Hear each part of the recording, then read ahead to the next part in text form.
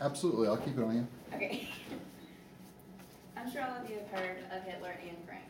I'm not going to talk about either of those people. I'm going to talk about a person who lived in that time frame, and he even got the opportunity to live with Anne Frank for a short period of his life.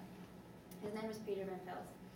Peter is the son of one of the Franks' family friends, and he got to stay in the annex when the Franks were in the annex. Peter was really against this idea. He didn't want to stay with the Franks because he really didn't like the Franks, but he really hated Anne. She was loud and obnoxious. I'm sure all of you know. You've heard of Anne Frank, and she was extremely sure of herself, whereas Peter wasn't. Peter was 16 years old whenever he was put into the annex. The night before he went into the annex, he saw one of his closest friends being taken and captured by the Nazis. This scared him. He was scared to death, and this was the night before he was going to go into hiding for a long time, and he knew that he might not ever walk out. I read in the book Annex by Sharon Duggar. She wrote this book in 2010, and it says, this is Peter talking. I look out the window into the street. I'm meant to be at Mr. Frank's workplace in a few hours. We're arriving separately, all of us. We'll walk into the building just like it was any other visit, only this time we'll never walk out again.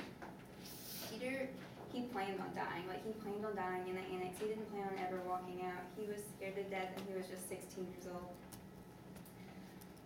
As Peter stayed in the annex, his opinions of Anne, they changed a lot. He grew really fond of Anne. He even became really good friends with her and even kind of started to like her.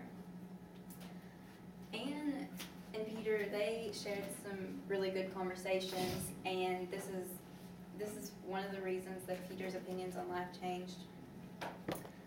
While he was in the annex, Peter learned that he had a purpose in life, and his purpose in life was to tell people what he went through. The majority of things that he went through happened after he stayed in the annex, but being put in that little bitty space for such a long time was scary for him. He was just 16, and that would be a very hard thing to go through at that young an age. Over 1 million Jewish children were killed in the Holocaust, as were approximately 2 million Jewish women and 3 million Jewish men. I found this on Wikipedia in the article, The Holocaust. That's extremely scary, and Peter realized that that many people were dying. Peter wanted everyone to know what he went through, and when Peter came out of the annex, he was sent to a camp called Westbrook. Westbrook was just a holding camp, but he knew that he was going to go somewhere way worse whenever he got out of this holding camp. Peter was treated really bad, just like all the other Jews. They were treated terribly. They were beaten. They were starved. They didn't know if they were going to make it another 30 minutes, much less a couple more days. Peter fought to stay alive so that he can prove himself to the world. He wanted people to know that even though you're put through a lot of stuff, you really are stronger than you think, and that you can fight through it. Peter fought through Auschwitz for 7 months. And then he was forced on a death march through Poland and Austria. Some think he died on the march itself. Other people think he died when he got there. It's not. No one knows exactly when Peter died. He was only 18 years old when he died. He was so young.